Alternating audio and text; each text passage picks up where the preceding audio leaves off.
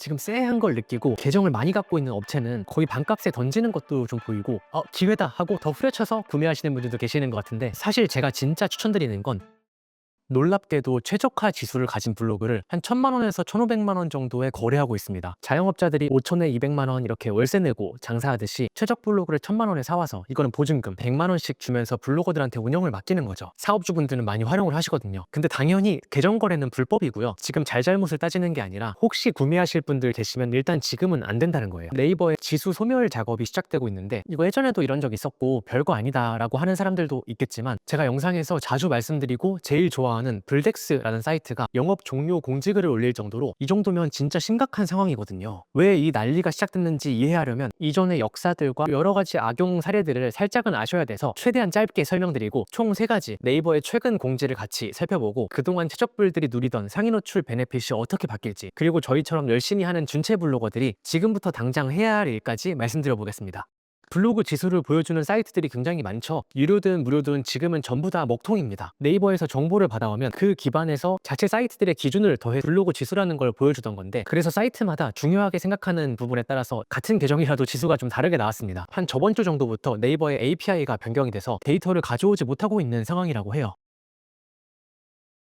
먼저 최적부를 짧게만 정리하면 2016년 이전에 활동하던 블로거들에게 꾸준히 하니까 너 믿을만 하네 라고 찐 최적불이 되는 왕관을 씌워줬는데, 꾸준한 게 좋은 블로거, 좋은 블로거가 쓰는 글은 좋은 글, 그래서 최적불들의 글을 위에 올려줬는데 이게 사실 좀 말이 안 되잖아요. 그래서 최적불을 임명하던 그 로직을 없애버렸습니다. 이제는 아무도 그 당시에 찐 최적불은 못 되지만 그때 받았던 사람들의 왕관은 또 그대로 있는 거죠. 이게 포스팅 내용이 좋든 아니든 준체 블로거들이 이길 수가 없거든요. 그래서 신규 블로거들이 진입하기가 굉장히 어려웠습니다. 스마트 블록 같은 게 이제 지수 영향 안 받고 노출을 시켜주기 때문에 요즘에 또 블로거들이 많아지고 있는 거죠. 근데 지금 굉장히 쎄한 게 최근에 저품질로 떨어지는 블로거들이 굉장히 많았습니다. 뭐 최적불 준체할 거 없이요. 그래서 포스팅을 아예 지금 안 하고 계시거나 포스팅 하나 작성하고 그 포스팅의 지수 확인해보고 별로면 비공개하고 이렇게 다들 조심하는 상황이었는데, 갑자기 API 값이 바뀌면서 지수를 보는 사이트들까지 전부 먹통이 돼버리니까 무려 10년 동안 베네핏을 받던 최적 블로그 개념, 돈으로 사고 팔기도 하면서 마케팅 대행사들이 계정을 대량으로 사와 네이버 상단을 차지하는 이 말도 안 되는 상황에서 네이버가 제대로 마음을 먹고 칼을 빼든 게 아닌가 하는 합리적인 쎄함이 느껴지는 거죠. 근데 이런 내용들은 내피셜이니까 네이버에서 공식적으로 발표한 문서를 보고 판단을 해봐야겠죠.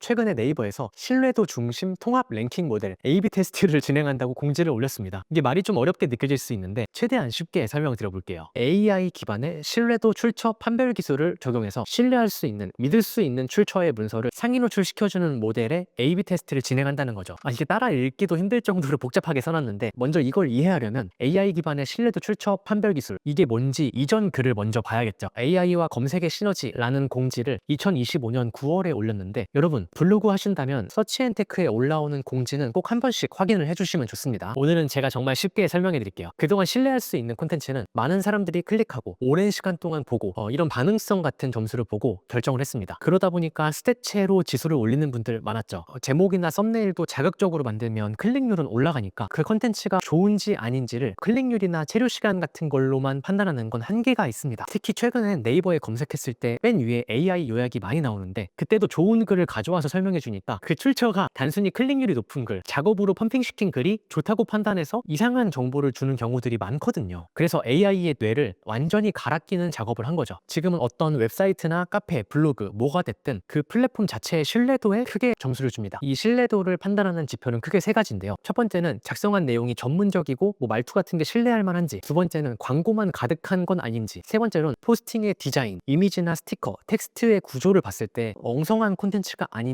이런 기준들로 판단을 한다고 해요. 그동안은 데이터상으로만 클릭률이 높고 오랫동안 보는 글이 좋은 글, 이런 단순한 판단이었다면 이제는 진짜 사람이 눈으로 보면서 생각하는 것 같이 여러 요소들을 종합적으로 판단한다는 겁니다. 언어를 이해하는 LLM이 도입되고 들어간 사진이나 레이아웃 같이 보여지는 걸 이해하는 VLM, 이 2가지 AI를 적극 활용해서 이 사이트는 깔끔하고 사람들이 믿을 수 있는 곳이구나, 혹은 아니구나, 진짜 사람들이 공감할 수 있는 기준으로 판단한다는 겁니다. 그래서 이전 공지글을 정리하면 이제 네이버는 누구의 입에서 나온 말인지를 더 중요하게 보게 됐습니다. 정식적인 공공기관이나 라이센스가 있는 전문가분들, 공식 사이트의 웹문서나 한 분야에서 꾸준히 전문성을 쌓은 C랭크 블로거도 될 수 있겠죠. 그리고 스크랩 댓글 치료 시간으로 작업할 수 있었던 부분들로 좋은 글인지 아닌지를 판단하는 게 아니라 AI가 사람처럼 맥락과 눈에 보여지는 모습까지 보고 판단합니다. 그래서 검색했을 때 광고로 가득한 영혼 없는 글이 아니라 유익하고 전문적인 정보가 많은 아, 역시 네이버에서 검색해야 돼. 하는 만족감을 올릴 수 있는 방향으로 업데이트를 한 겁니다. 다시 최근 공지글로 돌아와 볼게요. 이 내용으로 신뢰도 중심 통합 랭킹 모델 A/B 테스트를 진행합니다 하는 공지를 올리고 API 값을 바꿔버린 거죠. 그래서 지수 사이트들이 다 먹통이 된 거고, 신뢰도 중심 통합 랭킹 모델의 특징은 어떤 검색어를 입력했을 때 웹 문서나 블로그 포스팅, 카페글, 지식인, 동영상, 유튜브 같은 게 될 수도 있겠죠. 다양한 유형의 문서가 섞여서 나온다고 해요. 검색하는 단어의 맥락에 맞춰서 만족도가 높은 것부터 보여준다는 거죠. 예를 들면 예천 사과 핫딜이라고 검색했을 때 1500글자짜리 블로그 포스팅, 10분짜리 유튜브 영상 이런 게 아니라 와 핫딜 가격 미쳤네요, 저는 여기서 구매했어요, 한 문장이랑 링크만 들어가 있는 카페 글이 나와야 되는 거죠. 반대쪽에 예를 들면 아기 발바닥 수포 이런 걸 검색하면 스포에 이 약 좋아요, 스포에 이 영양제 좋아요 하는 광고 글이 아니라 지식인 질문글에 실제로 아기 발에 수포가 난 사진을 올리고 의사분들이 그걸 보고 답변해주는 내용이 훨씬 더 도움이 되겠죠. 지금 그냥 떠오르는 대로 말씀을 드리는 거라 정확하진 않을 수 있지만 비슷한 맥락으로 신뢰도 중심 통합 랭킹 모델을 적용한 거고, 검색하는 의도에 적합한 문서들을 그게 어떤 형태가 됐든 가장 먼저 보여준다는 겁니다. 이전 공지의 내용을 이해하시면 굉장히 심플한 내용의 공지라고 할 수 있죠. 딱 한 가지 핵심은 이겁니다. 단순히 최적 블로그라고 해서 아니면 어뷰징을 해서 올린 글들의 노출을 줄이고 검색자, 고객이 만족할 만한 걸 먼저 보여준다.